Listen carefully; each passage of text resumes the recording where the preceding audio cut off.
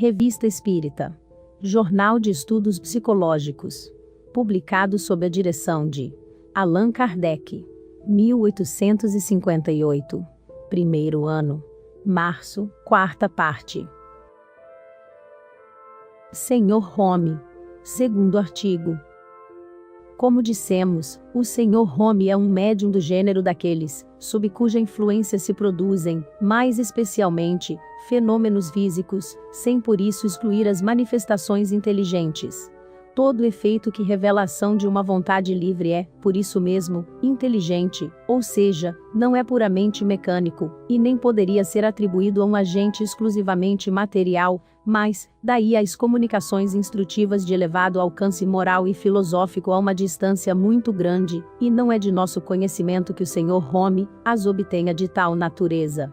Não sendo médium escrevente, a maior parte das respostas é dada por pancadas, indicativas das letras do alfabeto, meio sempre imperfeito e bastante lento, que dificilmente se presta a desenvolvimentos de uma certa extensão. Entretanto, ele também obtém a escrita, mas por outro processo, de que falaremos dentro em pouco. Digamos, primeiro, como princípio geral, que as manifestações ostensivas, as que impressionam os sentidos, podem ser espontâneas ou provocadas. As primeiras são independentes da vontade, por vezes, ocorrem mesmo contra a vontade daquele que lhes é objeto, e ao qual nem sempre são agradáveis.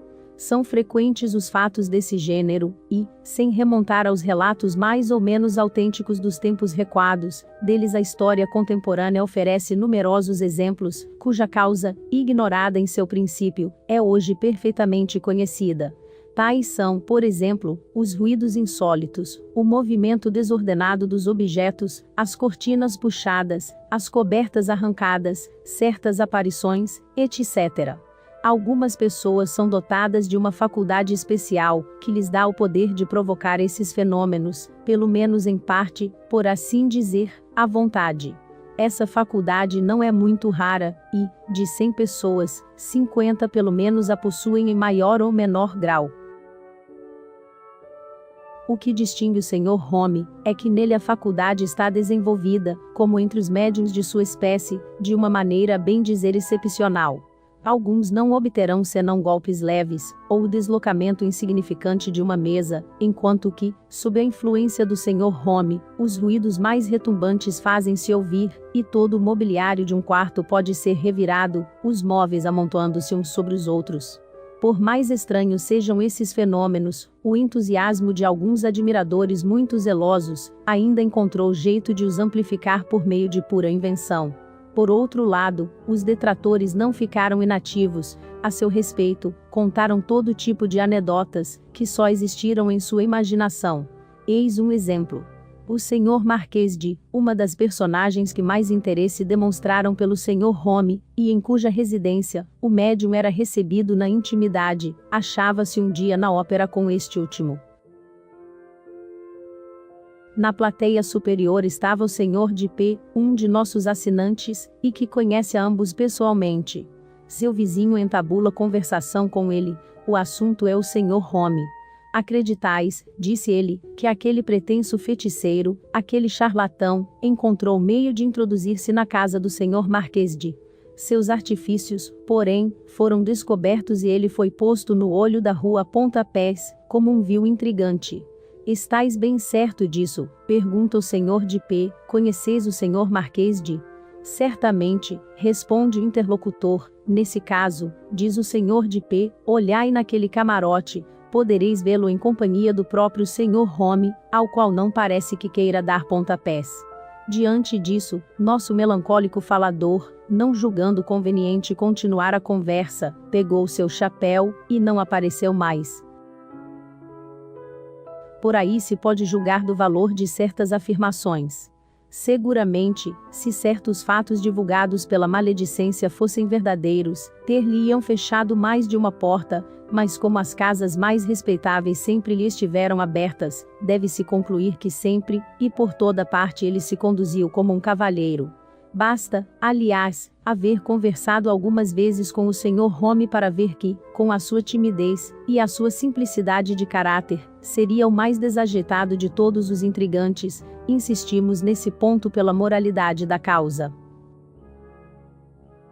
Voltemos às suas manifestações. Sendo nosso objetivo fazer conhecer a verdade, no interesse da ciência, tudo quanto relatamos é colhido em fontes de tal maneira autênticas que podemos garantir-lhes a mais escrupulosa exatidão. Temos testemunhas oculares muito sérias, muito esclarecidas e altamente colocadas, para que sua sinceridade possa ser posta em dúvida. Se dissessem que essas pessoas puderam, de boa fé, ser vítimas de uma ilusão, responderíamos que há circunstâncias que escapam a toda suposição desse gênero. Aliás, tais pessoas estavam muito interessadas em conhecer a verdade para não se precaverem contra toda falsa aparência. Geralmente o Sr. Home começa suas sessões pelos fatos conhecidos.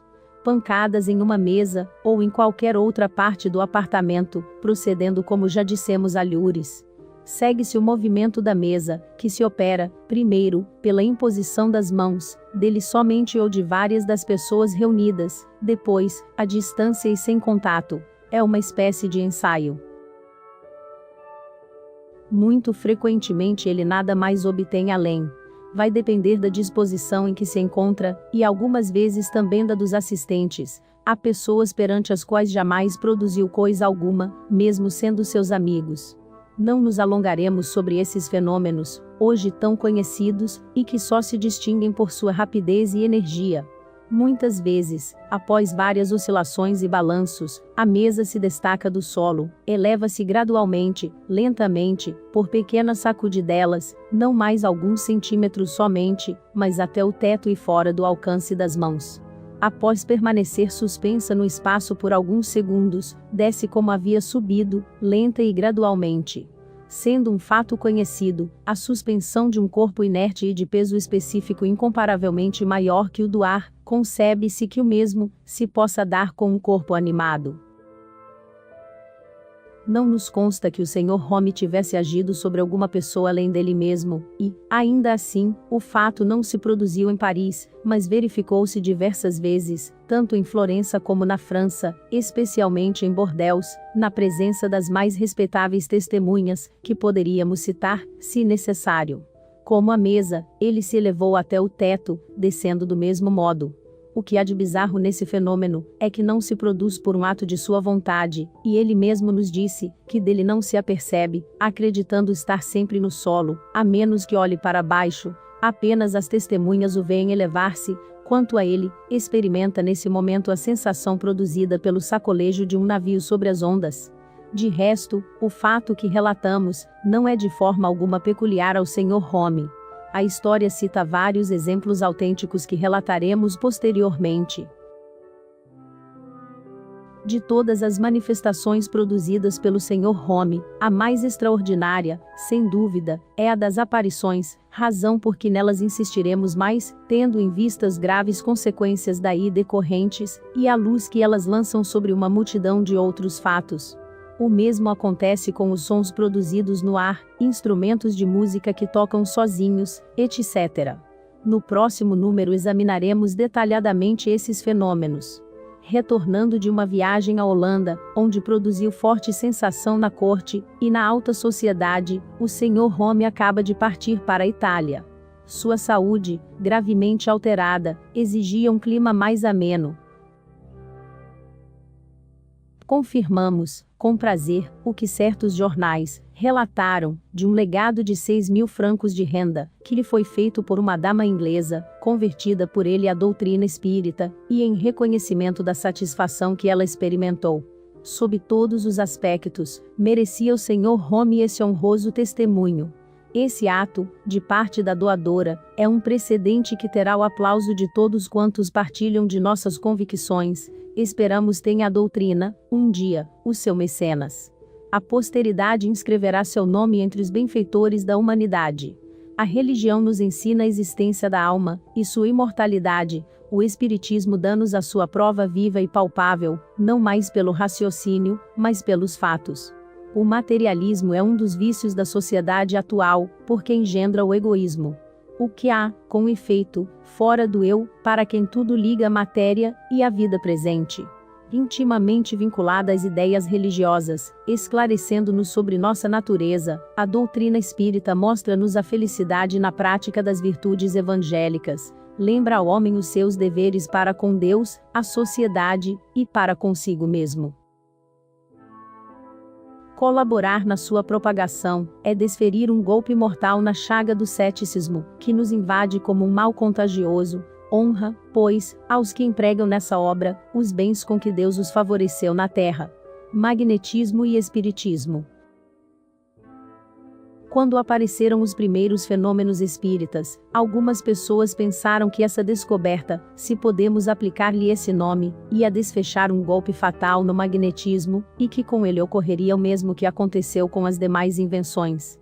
A mais aperfeiçoada faz esquecer a precedente. Tal erro não tardou em dissipar-se, e prontamente se reconheceu o parentesco dessas duas ciências. Ambas, com efeito, baseadas sobre a existência e a manifestação da alma, longe de se combaterem, podem e devem prestar-se um mútuo apoio. Completam-se e se explicam uma pela outra. Seus respectivos adeptos, entretanto, diferem sobre alguns pontos. Certos magnetistas não admitem ainda a existência, ou, pelo menos, a manifestação dos espíritos. Acreditam poder tudo explicar tão só pela ação do fluido magnético, opinião que nos limitamos a constatar, reservando-nos discuti-la mais tarde. Nós mesmos a partilhávamos, no início, mas, como tantos outros, tivemos que nos render à evidência dos fatos.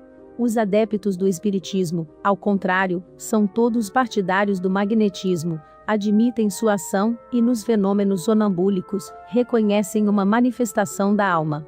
Essa oposição, aliás, se enfraquece a cada dia, e é fácil prever, que não está longe, o tempo em que toda distinção terá cessado. Essa divergência de opinião, nada tem que deva surpreender. Nos primórdios de uma ciência ainda tão nova, é muito natural que cada um, encarando as coisas do seu ponto de vista, haja formado uma ideia diferente. As ciências mais positivas tiveram sempre, e têm ainda suas seitas, sustentando com ardor teorias contrárias. Os sábios ergueram escolas contra escolas, bandeira contra bandeira, e, muito frequentemente para sua dignidade, sua polêmica, tornada irritante e agressiva pelo amor próprio ferido, saiu dos limites de uma sábia discussão. Esperamos que os partidários do magnetismo e do espiritismo, mais bem inspirados, não deem ao mundo o escândalo de discussões tão pouco edificantes e sempre fatais à propagação da verdade, seja qual for o lado em que ela esteja.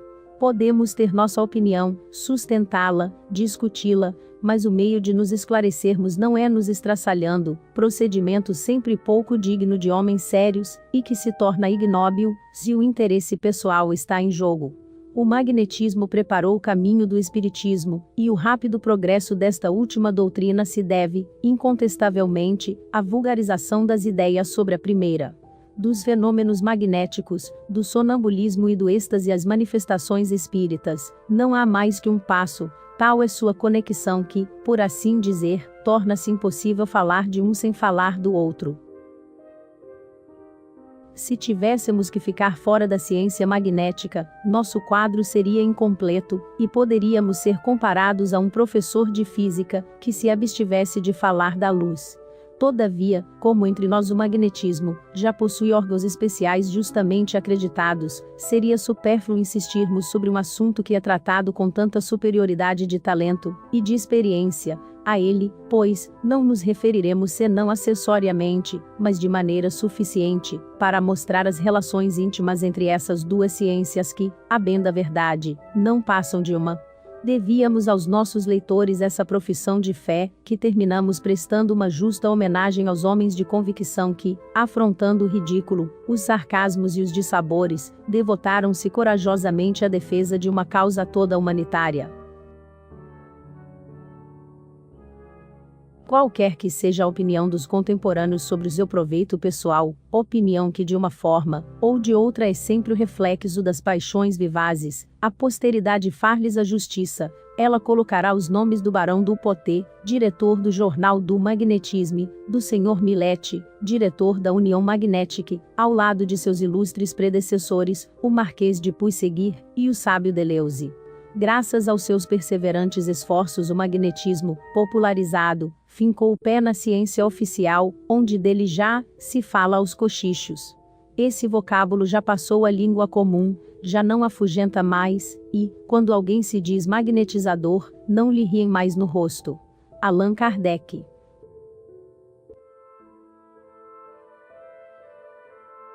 Os melhores audiolivros para o estudo do Espiritismo, outras obras do Espiritismo, bem como audiobook de estudo espírita, para estudar Espiritismo. Nesse audiolivro espírita em específico, você vai aprender um pouco de como estudar o Espiritismo, mas nosso canal está cheio de audiolivros. Entre e confira o audiobook grátis, e se divirta aprendendo e estudando.